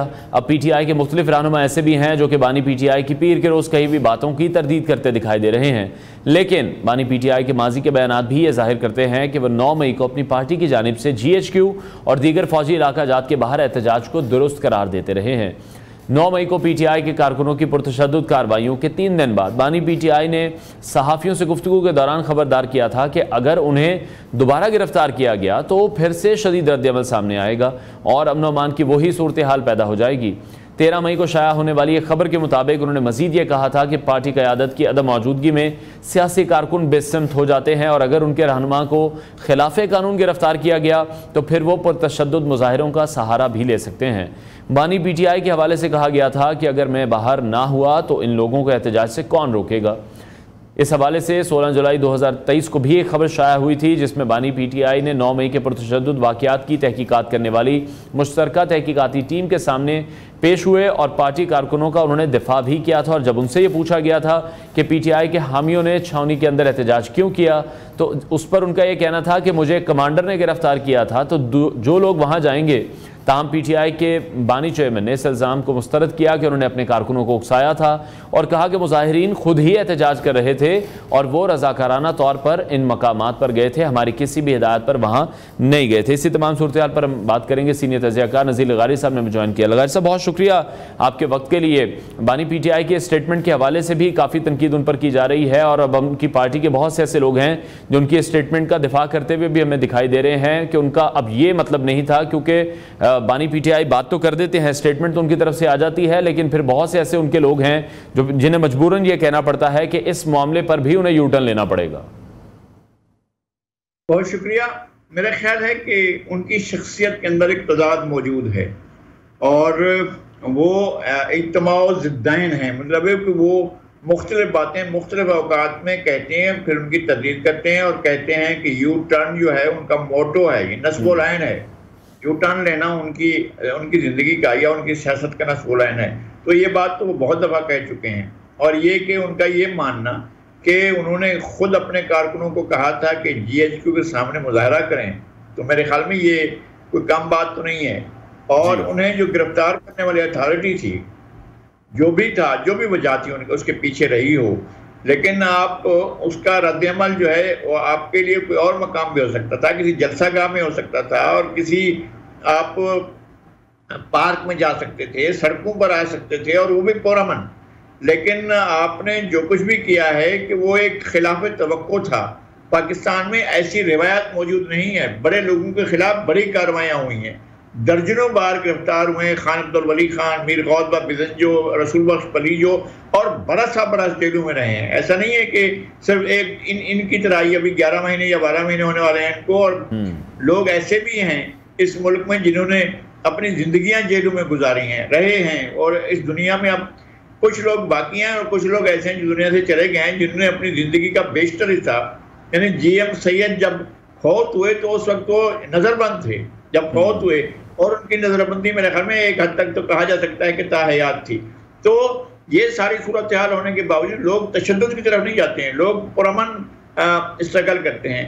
और बाद लोगों ने वाकई ऐसा किया था कि जी हम गांधी के पैरोकार हैं और हम जो है अमन पसंद रहेंगे, हम तशद्दुद का रास्ता अख्तियार नहीं करेंगे। लेकिन इन्होंने दोनों बातें नहीं की, अमन की बात, पुरअमन रहने की बात भी करते हैं, लेकिन पर तशद्दुद होने पर भी किसी को मना नहीं करते। इनने जाहिर है जब 9 मई को ये वाकया हुआ है और उसके बाद जब सुप्रीम कोर्ट में उनको पेश किया गया और सुप्रीम कोर्ट ने उनको फैसिलिटेट किया कि आप जाएं और जाकर इस्लामाबाद हाई कोर्ट में पेश हों, तो वहां पहुंच के उन्होंने कहा था कि लोग इसलिए ये वाकयात हुए 9 मई के क्योंकि मुझे गिरफ्तार कर लिया गया था, अगर मुझे दोबारा गिरफ्तार करेगा तो ऐसे ही वाकयात दोबारा होंगे। यानी ये बात नहीं है कि उन्होंने ये बात नहीं की, जो उन्होंने कहा था और पुरतशद्दुद वाकयात के बारे में ही कहा था कि ऐसे वाकयात दोबारा होंगे। जब ये बात वो कह रहे हैं तो इसका मतलब वो एडमिट कर रहे हैं कि तशद्दुद भी उनकी मर्जी से हुआ और ऐसे वाकयात भी उनकी मर्जी से हुए, और वो बात की भी धमकी दे रहे हैं कि जनाब ये दोबारा भी हो सकता है। ठीक है। अच्छा लगारी साहब, आज वज़ीर आज़म की ज़ेर सदारत वफाकी काबीना का इजलास भी कुछ ही देर में शुरू होने जा रहा है, जिस पर पाकिस्तान तहरीक-ए-इंसाफ पर पाबंदी लगाने के हवाले से वो जो मुशावरत है वो होने जा रही है, जिसका ऐलान अता तारड़ ने किया। और उसके बाद हमने देखा कि बहुत से ऐसे लीगी रहनुमा थे जिन्होंने उसको थोड़ा सा क्लैरिफिकेशन करने की कोशिश भी की है कि अभी हमें अपने इत्तेहादियों से भी इस हवाले से बात करनी है। इसमें बानी PTI की हम बात करें, साबिक सदर आरिफ अलवी हैं, कासिम सूरी हैं, उनके खिलाफ अब ये सोचा जा रहा है कि आर्टिकल 6 की कार्रवाई की जाए। हुकूमत के इस प्लान को, हुकूमत के इस इजलास को किस तरह से देख रहे हैं? पहली बात यह है कि पाकिस्तान में किसी भी सियासी जमात पर पाबंदी लगाना किसी मसले का हल नहीं है। और सियासी जमात 3 अफराद 4 अफराद का नाम नहीं होता है। हमारे यहाँ वैसे भी पार्टियां कहाँ मुनज़्ज़म होती हैं, कहाँ इतना वो अपना असर रसूख रखती हैं कि वो हुकूमतों से या ताकतवर इदारों से अपनी बात मनवा सकें अपने इत्तेहाद के जरिए और अपने पुरअमन एहतजाज के जरिए। चूंकि हम पुरअमन एहतजाज नहीं रह पाता है, ऐसा कभी जब भी ऐसा होता है पुरअमन एहतजाज के अंदर तशद्दुद का अंसर शामिल हो जाता है। तो दूसरी बात यह है कि पाबंदी से कोई मसला हल नहीं होगा, मसाइल पैदा होंगे और बड़े मसाइल पैदा होंगे जिनको ये हल नहीं कर सकेंगे पाबंदी लगाने वाले। हाँ, ये दुरुस्त है कि जिन लोगों ने आइन को वायलेट किया, जिनने आइन को एब्रोगेट किया, जिनने आइन को सबवर्ट किया, उनके खिलाफ कार्रवाई होनी चाहिए। और जहां से इनिशिएट किया गया है, जिस बात को ये कह रहे हैं जहां से इनिशिएट किया जा रहा है, वो तो फवाद चौधरी हैं। फवाद चौधरी ने फ्लोर ऑफ द हाउस पर आर्टिकल 5 पढ़ा और आर्टिकल 5 पढ़ने के बाद फिर कासिम सूरी ने आर्टिकल 6 पर अमल करते हुए और आर्टिकल 5 की जरूरियात के मुताबिक उन्होंने तहरीक अदम एतमाद को मुस्तरद कर दिया और नाम लिया असद कैसर का, अपना नाम भी नहीं लिया। और उसके बाद जो है वो इमरान खान ने जो असेंबली तोड़ दी और आरिफ अलवी साहब ने उस असेंबली के तोड़ने की मंजूरी दे दी। तो मेरे ख्याल में ये अगर आपने केस करना है, आर्टिकल 6 के तहत कार्रवाई करनी है, तो abrogation of the constitution, subversion of the constitution या सस्पेंशन ऑफ द कॉन्स्टिट्यूशन या putting in abeyance to the constitution, इस पर कार्रवाई हो सकती है और जो लोग इसमें मुलविस हैं उनके खिलाफ कार्रवाई हो सकती है। ठीक है। अच्छा, जिस तरह से आप अदालतों के फैसलों के हवाले से भी बात करें, हम तो हमने भी देखा DGISPR की जानिब से जो प्रेस कॉन्फ्रेंस की गई है उसमें भी इन तमाम कार्रवाइयों का मुतालबा किया गया है, उन फैसलों का इंतजार किया जा रहा है और उस प्रेसर में भी वाज़े तौर पर यह बात की गई है। और पहले भी हमने देखा कि इंसाफ मांगने कोई और गया था, इंसाफ किसी और को मिल गया था। नहीं, वो तो ऐसा होता है। मतलब ये है कि अब भी पाबंदी ये लगाने जा रहे हैं और एक साथ अगर चीज़ों को चलाते हैं, subversion and the abrogation of the constitution को एक साथ करते हैं कि इधर पार्टी पर पाबंदी लगाते हैं, तो मेरा ख्याल है कि ये इंतहाई खतरनाक होगा और काउंटर प्रोडक्टिव होगा। ये नतीजा उनको वैसे ही मिलेगा।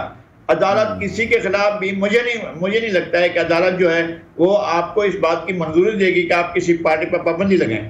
लेकिन आपने चूंकि इससे पहले साबिक आर्मी चीफ, साबिक प्रेसिडेंट, साबिक chairman joint chief of staff committee, साबिक चीफ एग्जीक्यूटिव और जिन्होंने SSC में मार्शल लॉ लगाकर जिन्होंने इक़्तिदार संभाला था, उनके खिलाफ आर्टिकल 6 के तहत कार्रवाई हो चुकी है। उनके खिलाफ जो है वो बाकायदा उन्हें सजा सुनाई जा चुकी है और उससे पहले वो फौत हो गए, लेकिन सजा बहुत सख्त थी। एक सजा के एक जज ने तो यहाँ तक कहा था कि इनको घसीटा जाए, बल्कि उनकी मैयत को घसीटा जाए, यहाँ तक हुआ था। तो एक कार्रवाई हो चुकी है। आर्टिकल 6 को एक दफा इस्तेमाल किया जा चुका है, इसको दोबारा इस्तेमाल किया जा सकता है और इसको दोबारा रूबा अमल लाया जा सकता है और कोर्टों के सामने इसकी मिसाल भी मौजूद है। तो ये नहीं हो सकता है कि आप पार्टियों पर पाबंदी लगाएं। पाबंदी लगाने से कोई मसला हल नहीं होगा, लेकिन अगर आप आइन के तकद्दुस को बरकरार रखने के लिए आप एब्रोगेशन ऑफ द कॉन्स्टिट्यूशन की दफा लगाकर आर्टिकल 6 के तहत कार्रवाई करते हैं 3 अफराद 4 अफराद 2 अफराद के खिलाफ, तो शायद आपके लिए रास्ता निकलेगा ही।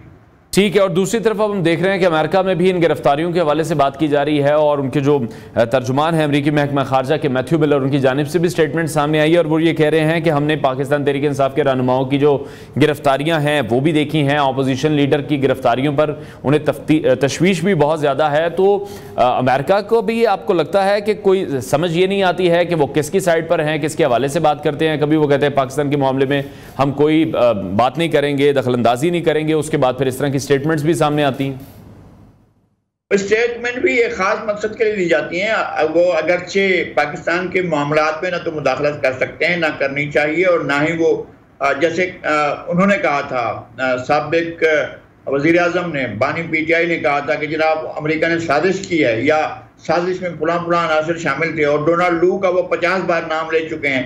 तो हम ये समझते हैं कोई ऐसी साजिश नहीं थी, एक नुक्ता नज़र का इजहार था। अमेरिका की तरफ से भी इस तरह नुक्ता नज़र का इजहार होता है, लेकिन अपने मनपसंद लोगों के लिए होता है।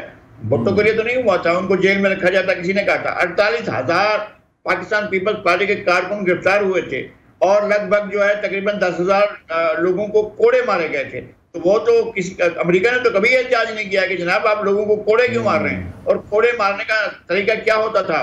आपने शायद वो ना देखे हों, हमने वो देखे हैं कि बाकायदा एक ग्राउंड में एक पार्क में नहीं बल्कि एक बड़े खेल के ग्राउंड में जो है वो मजमा लगाया जाता था और टिकटिकी बांधी जाती थी, और ये शख्स को कोड़े लगाने होते थे, उसको वहां टिकटिकी पर बांधा जाता था, उसके मुंह के आगे माइक लगाया जाता था और उसकी चीखें मजमे को सुनवाकर दहशत फैलाई जाती थी। ये होता रहा है, हमने देखा है कि लोगों को कोड़े कैसे मारे जाते रहे हैं। जहां पर उस वक्त तो अमेरिका को ऐसी तकलीफ नहीं हुई थी कि वो कहता कि जनाब ये क्या कर रहे हैं आप, ये इंसानी गैर इंसानी रवैया क्यों रखा जा रहा है। और ज़िया-उल-हक की गैर इंसानी रवैये सबको कबूल थे, और जो है वो अब अगर किसी के खिलाफ कोई कार्रवाई होती है, कानून के तहत भी होती है, तो अमेरिका को एतराज होता है।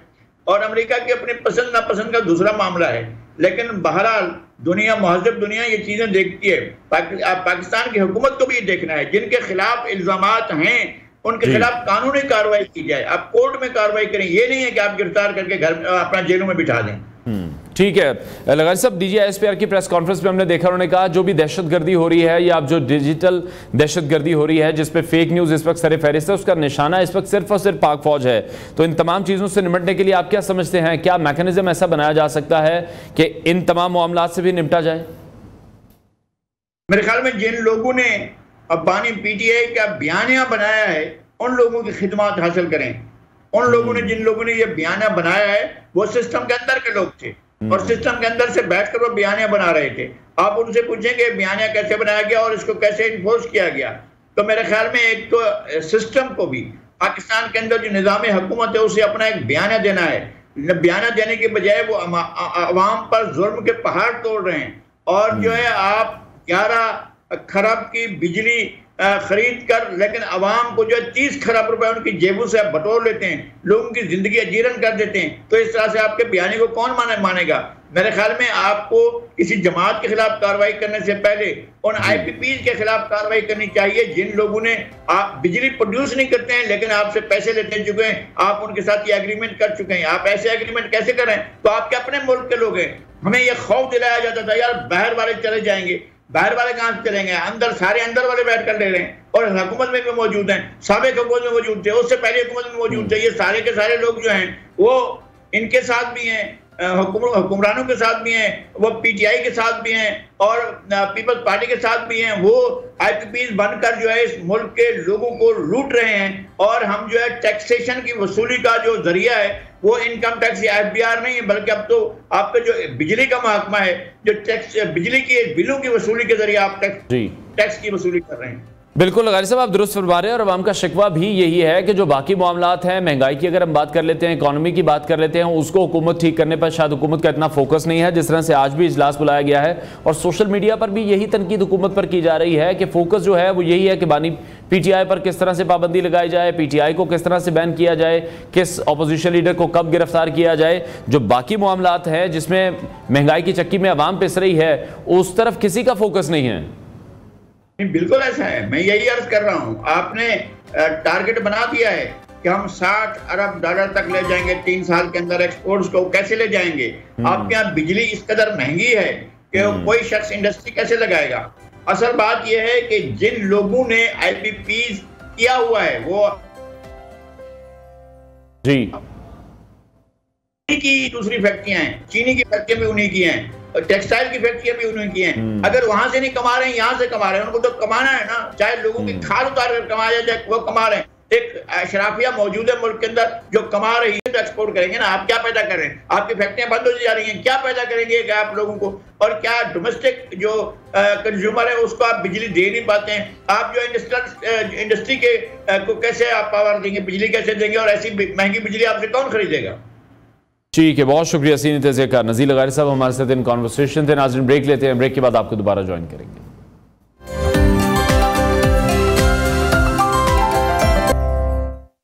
Welcome back to new Pakistan. नाज़रीन, अब आपके साथ एक दिलचस्प रिपोर्ट शेयर करते हैं। तो अगर आपने शादी नहीं की है तो फिर जल्दी से कर लें। हालिया डिजिटल मरदमशुमारी की रिपोर्ट में ये बताया गया है कि मुल्क में गैर शादीशुदा अफराद की तादाद 4 करोड़ 25 लाख हो चुकी है। मरदमशुमारी रिपोर्ट के मुताबिक गुज़श्ता 6 सालों में गैर शादीशुदा अफराद की तादाद में तकरीबन 52 लाख का इजाफा हुआ है। 2017 में गैर शादीशुदा अफराद की तादाद 3 करोड़ 73 लाख थी। इदारा शुमारियात की रिपोर्ट के मुताबिक पंजाब में गैर शादीशुदा अफराद की तादाद सबसे ज़्यादा 2 करोड़ 36 लाख हो चुकी है। सिंध के फैक्ट्स एंड फिगर्स की बात करें तो सिंध में 95,86,000, खैबर पख्तूनख्वा में 66,72,000, बलूचिस्तान 21,81,000, जबकि इस्लामाबाद में गैर शादीशुदा अफराद की तादाद 4,86,000 हो चुकी है। इस रिपोर्ट में बताया गया है कि मुल्क में शादीशुदा अफराद की तादाद 9 करोड़ 45 लाख है और 6 बरसों में शादीशुदा अफराद की तादाद में भी 1 करोड़ 42 लाख का इजाफा हुआ है। इस रिपोर्ट के मुताबिक हालिया मरदमशुमारी में तलाक याफ्ता और बेवा खवातीन की तादाद में कमी देखी गई है। मुल्क में तलाक याफ्ता खवातीन की तादाद 4,99,000 हो चुकी है और 2017 में तलाक याफ्ता खवातीन की तादाद 5,15,000 थी। इदारा शुमारियात ने 15 साल और उससे ज़ायद उम्र के अफराद के डाटा की बुनियाद पर यह रिपोर्ट भी मुरतब की है और मैं ज़रूर ये चाहूँगा कि इस हवाले से हम एक डिटेल्ड सेगमेंट भी करें। और बहुत से ऐसे लोग हैं जो ये शिकवा करते भी दिखाई देते हैं कि अब महंगाई इतनी बढ़ चुकी है जिसकी वजह से वो शादी करना ही नहीं चाह रहे हैं या फिर वो अपनी शादी को में डिले करते हुए नज़र आ रहे हैं। जिस तरह से हमने आपके साथ फिगर भी शेयर किया है कि गैर शादीशुदा जो अफराद हैं उनकी तादाद इस वक्त 4 करोड़ 25 लाख हो चुकी हैं। और ये भी फिर हम देखते हैं कि हमारे माशरे में शादी जिस तरह से की जाती है, जितनी धूमधाम से की जाती है, उस पर जितना पैसा लगाया जाता है, कई लोग उस वजह से भी अपनी शादियों को डिले करते दिखाई देते हैं कि मज़ीद सेविंग्स को इकट्ठा किया जाए, मज़ीद पैसे कमाए जाएं ताकि जो उनका शादी का फंक्शन है वो अच्छे तरीके से किया जाए। तो बहुत सी ऐसी बुनियादी वजूहात हैं जिसकी वजह से अब ये जो नंबर है ये बढ़ता हमें दिखाई दे रहा है और इसकी जो बुनियादी वजूहात हैं उनको कम करने की ज़रूरत है, उनको ख़त्म करने की भी ज़रूरत है कि मुआशरे में जो इतनी महंगी शादियां होती हैं उनको हमें प्रमोट नहीं करना चाहिए, उन्हें डिमोट करना चाहिए। शादी ना होने की क्या वजूहात हैं इस पर हम डिटेल में एक सेगमेंट भी किसी दिन करेंगे और इस हवाले से जो माहिरीन हैं उनकी राय भी जानने की कोशिश करेंगे कि किस तरह से भी इन तमाम चीज़ों को मैनेज किया जा सकता है। क्योंकि अगर हम अपने इकॉनमी के हालात देखते हैं तो वो तो डे बाय डे बहुत ज़्यादा ख़राब होते जा रहे हैं, महंगाई बहुत ज़्यादा बढ़ती चली जा रही है। तो बहुत से ऐसे लोग हैं जो इस रिस्पॉन्सिबिलिटी को अभी नहीं उठाना चाहते। ब्रेक लेते हैं नाजरीन, ब्रेक के बाद आपको दोबारा ज्वाइन करेंगे। Welcome back to new Pakistan. नाज़रीन, किसी भी मुल्क की तरक्की का दारोमदार उसके शहरी इलाकों में तरक्याती कामों, म्यूनसिपल सर्विसेज बशमूल sewerage, roads, parks, water supply, street lights की बरवक्त और मुसलसल फराहमी पर होता है ताकि ये शहरी इलाका बतौर मुआशी इंजन सूबाई और मुल्क की तरक्की में मौसर किरदार अदा कर सके। Punjab municipal development fund company ऐसा ही एक इदारा है जिसका मकसद म्यूनसिपल सर्विसेज और बल्दियाती इदारों की सलाहियत में बेहतरी लाना होता है। इसके तहत चलने वाली पंजाब भर की म्यूनसिपल कमेटियाँ प्लानिंग, डिज़ाइन और हर किस्म की म्यूनसिपल सर्विसेज के ऑपरेशन और देखभाल में महारत रखती हैं। Punjab municipal development fund company किन प्रोजेक्ट्स पर काम कर रही है और इससे आम शहरियों को क्या फ़ायदा हो रहा है, इस हवाले से हम आज बात करने जा रहे हैं। Punjab municipal development fund company के MD सर जाहिद अजीज़ साहब ने हमें स्टूडियोज़ में ज्वाइन किया है। जाहिद साहब, बहुत शुक्रिया आपके वक्त के लिए। शुक्रिया। सबसे पहले मैं ये जानना चाहूँगा कि PMDFC जो है इस कंपनी का क़याम कब अमल में आया और क्या अगराज़ व मकासद हैं इसके? ये Punjab municipal development fund company 1998 में इसको कायम किया गया था।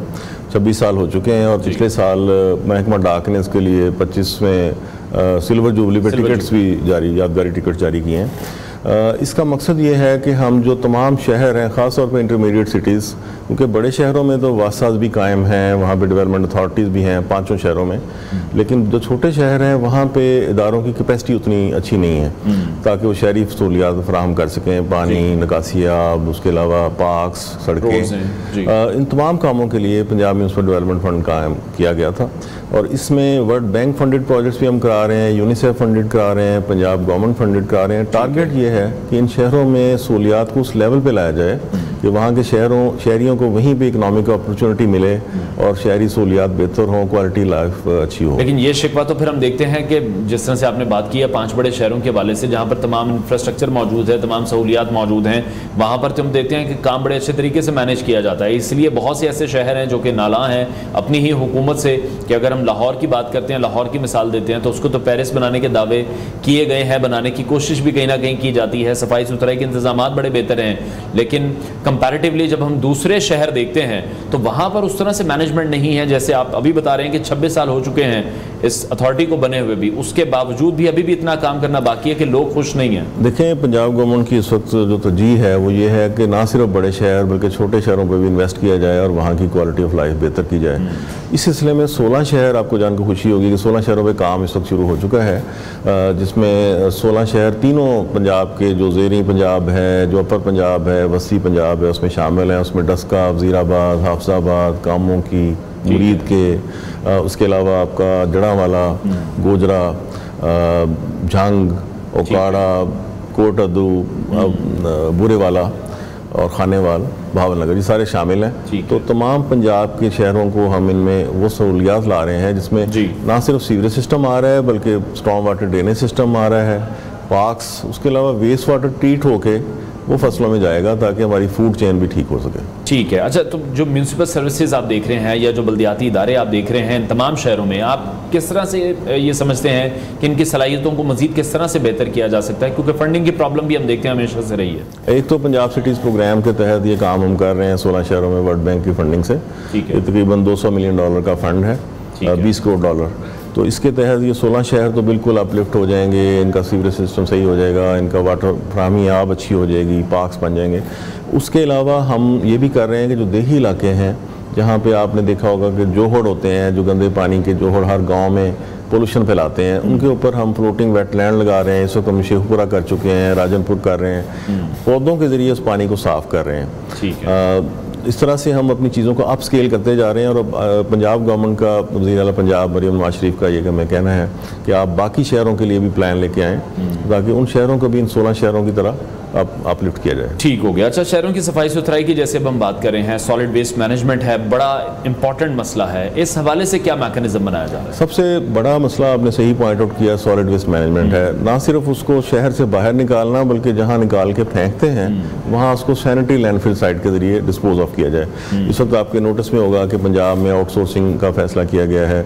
तमाम शहरों में जो प्राइवेट ऑपरेटर्स को लाया जा रहा है ताकि एफिशिएंसी आए और ये पानी जो सीवरेज अपना ये सॉलिड वेस्ट है इसको अच्छे तरीके से ठिकाने लगाया जाए। ठीक है। इसके अलावा 2 लैंडफिल साइट्स भी पंजाब में बनने जा रही हैं पंजाब की एनुअल डेवलपमेंट प्रोग्राम के तहत, जिसमें फैसलाबाद और गुजरांवाला में ऐसी लैंडफिल साइट बनेंगी जिसमें ज़मीन का पानी भी ख़राब नहीं होगा, कूड़े को इस तरह से ठिकाने लगाया जाएगा कि उसमें से मीथेन गैस जनरेट की जाएगी। ठीक है। जो इंटरनेशनल प्रैक्टिस है उसको लाया जाएगा। फिर इसके बाद बाकी शहरों में दर्जा बदर्जा इनको काम। ठीक है। एक तो आपने फंडिंग का सोर्स हमें बताया कि $200 मिलियन के करीब जो फंडिंग है वो इसके लिए है, मजीद कहीं से भी फंड्स आते हैं और फिर फंड्स की जो ट्रांसपेरेंसी है उस पर बहुत सवालिया निशान हमेशा से उठता है, उसकी जो डिवीजन है वो फिर किस तरह से की जाती है? सबसे पहले तो ये पंजाब गवर्नमेंट भी ADP के तहत फंड दे रही है। मैंने गुजारिश की कि हम लैंडफिल साइट बना रहे हैं, वो पंजाब गवर्नमेंट के फंडों से हो रहे हैं। लेकिन जो वर्ल्ड बैंक के फंड हैं उनका अपना मैकेनिज्म भी है, पंजाब गवर्नमेंट के अपने मैकेनिज्म है, और म्यूनसिपैलिटी चूँकि एग्जीक्यूट करवा रही होती है, हम लोग सुपरवाइज कर रहे होते हैं और कंसल्टेंट उसको थर्ड पार्टी के तौर पे भी देख रहा होता है। तो इसलिए और मकामी सतह पे जो लोगों की इन्वॉल्वमेंट होती है ताकि वो खुद भी देखें, पॉइंट आउट करें, बेशक वर्ल्ड बैंक की वेबसाइट पर बताएँ, हमें बताएँ कि अगर कोई इशू आ रहा हो तो। ठीक है, और PMDFC के तहत कौन से ऐसे प्रोजेक्ट्स हैं जिन पर मजीद काम किया जा रहा है और जो फ्यूचर प्लान्स हैं उनमें किन कामों को ऐड किया जा रहा है? एक तो ये कि ये इन 16 शहरों को काम कर रहे हैं, अपलिफ्ट का काम, सिविक सहूलियात बेहतर बनाने का काम, साथ हम लैंडफिल साइट्स का काम कर रहे हैं, मटीरियल रिकवरी फैसिलिटी बना रहे हैं, जैसे मैंने कहा कि फैसलाबाद और गुजरांवाला। उसके अलावा जो पॉन्ड्स हैं, जो देही पॉन्ड्स हैं, उनको पौधों के जरिए हम ट्रीट करके साफ़ कर रहे हैं। और आइंदा जो मनसूबा ये बना रहे हैं कि इन 16 शहरों के अलावा दीगर शहरों में भी उसी तरह सहूलियात लाई जाएंगी। पंजाब इतना बड़ा सूबा है कि यूरोप में कोई मुल्क इस साइज़ का नहीं है, तो 12 करोड़ से ज़्यादा आबादी है पूरे पंजाब में, तो इसलिए आज से इसमें बड़ा नॉर्मस साइज़ ऑफ इशू है। तो 16 के बाद हम अगले 16 फिर इस तरह करते करते 5 साल में ये प्रोग्राम है कि तमाम शहर कवर हो जाएंगे। ठीक है। अच्छा, जैसे अभी हम देख रहे हैं बारिशों का मौसम है, मानसून के स्पेल भी जारी हैं, तो फिर बारिशों का जो पानी है, नकासी आपके मनाजिर हम भी नाज़रीन को स्क्रीन पर दिखाते हैं, मुख्तलिफ शहरों के जो मनाजिर होते हैं वहाँ पर अभी भी ये प्रॉब्लम्स लोगों को बहुत ज़्यादा फेस करनी पड़ रही है। लेकिन आपने ये भी नोटिस किया होगा कि हमारे जो पंजाब के बड़े शहर हैं वहाँ पे माशाल्लाह इंफ्रास्ट्रक्चर इतना बेहतर हो गया कि चंद घंटों के बाद सिचुएशन बेहतर हो जाती है। कुछ ऐसे मकाम हैं जहाँ पे बिल्कुल भी पानी नहीं खड़ा होता, और लाहौर में अब हुकूमत ने 10 ऐसे मकामात का फैसला किया है सालाना तरक्याती प्रोग्राम के तहत जहाँ पानी के स्टोरेज टैंक लाहौर में बनेंगे। इसके अलावा हम वज़ीराबाद में, ओकाड़ा में, बिहाड़ी में और कामुकी में इस तरह के पानी के टैंक बना रहे हैं ताकि बारिश का पानी सड़कों में जमा होने की बजाय स्टोर हो जाए। ठीक हो गया। अच्छा, जर्मन तरक्याती इदारे के ताउन से भी शेखुपुरा में, टोबा टेक्सिंग में, जेलम में और लाहौर की जो लोकल गवर्नमेंट्स की इस्तेदादकार है उसमें भी बेहतरी लाने के हवाले से अब कुछ मजीद प्लानिंग भी की जा रही है। जिस तरह से ये तमाम शहर अब ज़्यादा डेवलप होते जा रहे हैं, अगर हम स्पेसिफिकली लाहौर की भी बात कर लें तो कौन से ऐसे मंसूबे हैं जो फिर इन फंड्स को इस्तेमाल करके फिर आगे बनाए जाए? GIZ की फंडिंग के तहत हम ये कर रहे हैं कि इन तमाम शहरों में जो मालियाती निज़ाम है, जो म्यूनसिपैलिटीज़ का, उसके अलावा उनका जो गवर्नेंस का सिस्टम है, गवर्नेंस का सिस्टम है, वो PCP के थ्रू भी इम्प्रूव कर रहे हैं पंजाब सिटीज़ प्रोग्राम के तहत, और GIZ के तहत भी उसमें जो गैप्स हैं वो पूरे कर रहे हैं। टारगेट ये है कि जो शहरी हुकूमतें हैं वो इस काबिल हो जाएं कि वो खुद ही सर्विसेज दे सकें। ठीक है। और PMDFC उनकी हैंड होल्डिंग उस वक्त तक करे जब तक वो खुद सेल्फ सफिशिएंट ना हो जाए। ठीक है। तो जाहिर साहब अभी एक रुझान जो है वो हमने देखा, जो कि मैं डिस्कस करना चाहूँगा, मैं कभी अपने प्रोग्राम में उस तरह से बात इस पर नहीं कर सके, कि जब भी हम गली मोहल्ले देखते हैं, जो सड़कें वहाँ पर बनती हैं, जो लाइट्स वहाँ पर लगती हैं, हमेशा तभी लगती हैं जब इलेक्शंस आ रहे होते हैं। उसके बाद फिर 5 साल जो भी गवर्नमेंट है, मैं किसी भी गवर्नमेंट की इसमें स्पेसिफिकली नाम नहीं ले रहा, जो भी गवर्नमेंट आती है फिर 5 साल उन गली मोहल्लों को याद नहीं किया जाता। वहाँ पर कोई भी इंसान अपनी मर्जी की तोड़ फोड़ करे, स्ट्रीट लाइट अगर उतर भी गई है तो उसको पूछने वाला कोई नहीं होता। लेकिन अभी आप इसको ज़रूर नोटिस आपने किया होगा कि अभी इलेक्शन तो हालिया हुए हैं और अभी इलेक्शन काफ़ी दूर हैं जी, लेकिन इस वक्त लाहौर में बहुत बड़ा पैकेज हुकूमत पंजाब लाई है, तमाम गलियों को ठीक करना, उनके सीवरेज और सारा ठीक करना, और बाकी शहरों में जो काम मैंने जैसे बताया कि 16 शहरों में हो रहे हैं, मज़ीद अपग्रेड करने लगे हैं, ये भी अभी हो रहा है काम, इलेक्शन से पहले नहीं हो रहा है, इलेक्शन के बाद हो रहा है। तो ये एक लिहाज से मैं समझता हूँ गवर्नमेंट को क्रेडिट है कि उन्होंने बर वक्त ये काम शुरू किए हैं ताकि 5 साल में ये शहर उस लेवल पर आ जाएँ कि जब वो लोग वहाँ पर भी उसी तरह सहूलत से फैज़याब हों जैसे लाहौर में होते हैं। ठीक है। और बहुत से अपने प्रोजेक्ट्स ऐसे भी, इवन अब मैं तो लाहौर का जिक्र ही करूंगा क्योंकि मैं यहाँ पर रहता हूँ, मैं सारी चीज़ें देखता भी हूँ कि बहुत से ऐसे प्रोजेक्ट्स हैं, हम किसी इलाके की बात कर लें, वहाँ पर कोई सड़क बनाई जाती है तो 6-6 महीने फिर सड़क वो कंप्लीट नहीं हो पाती है, ताख़ीर का शिकार हो जाती है। उसकी क्या रीज़न होती है कि बनाने से पहले अगर उसको छेड़ दिया गया, उस रास्ते को खोद दिया गया है, तो फिर उसको कंप्लीट क्यों नहीं किया जाता? कौन सी ऐसी वजूहत होती हैं? क्योंकि लोग फिर बहुत ज़्यादा क्यूरियोसिटी का भी शिकार रहते हैं कि क्या वजूहत होगी, पता नहीं ये सड़क बननी थी, नहीं बननी थी। वैसे PMDFC की हैसियत से तो मैं बाकी शहरों के बारे में बेहतर बता सकता हूँ, लेकिन लाहौर में भी हालिया आपने देखा होगा मुख्तलिफ मनसूबे बड़े क्विक टाइम में मुकम्मल हुए हैं, जो अंडर पासिस से या मुख्तलिफ ओवरहेड सड़कें थीं, तमाम चीज़ें बड़ी तेज़ी से हो रही हैं और इस वक्त गवर्नमेंट की तरजीह यही है कि वो कम से कम वक्त में चीज़ें मुकम्मल हों, और अगर कोई पर्टिकुलर एग्जांपल है तो मुतल्लिका अदारे से पूछी जा सकती है। ठीक है। अच्छा, एक मेरे पर्सनल इंटरेस्ट का सवाल है जो कि मुझे बचपन से बड़ा तंग करता था कि जब भी कोई नई रोड बन जाती थी या कोई गली बन जाती थी, उसके बाद कुछ दिन बाद एक टीम ज़रूर आती थी और वो उस रोड को ख़राब करती थी और फिर कोई पाइप डाले जाते थे। वो क्या लॉजिक है? वो पहले सारे काम, वो सारे महकमे पहले क्यों ऑन बोर्ड नहीं होते?